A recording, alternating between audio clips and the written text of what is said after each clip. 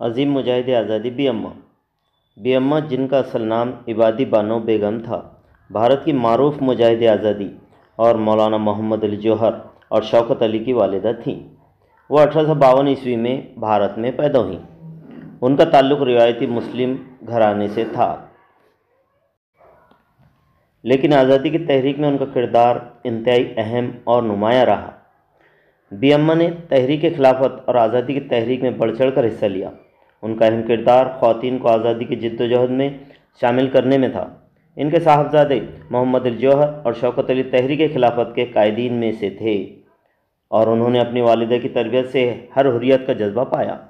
Be اماں نے اس تحریک میں شریک ہونے کے لیے خواتین کو منظم کیا اور انہیں خود جلسوں میں شریک ہو کر انگریز راج کے خلاف کھڑے ہونے کی ترغیب دی۔ 1917 عیسوی میں کلکتہ میں ایک بڑے عوامی جلسے میں انہوں نے انگریزوں کے خلاف تقریر کی، جس نے ہزاروں افراد کو متاثر کیا۔ بی اماں نے نہ صرف پردہ کرتے ہوئے جلسے میں شرکت کی، بلکہ پہلی بار عوامی تقریر بھی کی۔ ان کی تقریریں جوش و جذبے سے بھری ہوتی تھیں اور وہ برطانوی حکومت کے خلاف کھل کر بات کرتی تھیں۔ کتاب خلافت اینڈ انڈین پولیٹکس ایجی نورانی میں بی اماں کے تحریک خلافت میں کردار کا ذکر ہے۔ Indian Muslims and freedom movements M Nadeem Qureshi میں ان کی جدوجہد اور خدمات پر روشنی ڈالی گئی ہے۔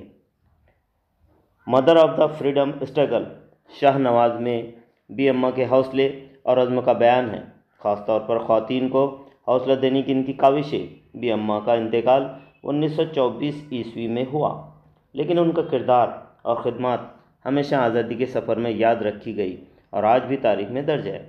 ماخوذ تحریک آزاد ہند کے چند مجاہدین: ڈاکٹر عبدالعزیز عرفان۔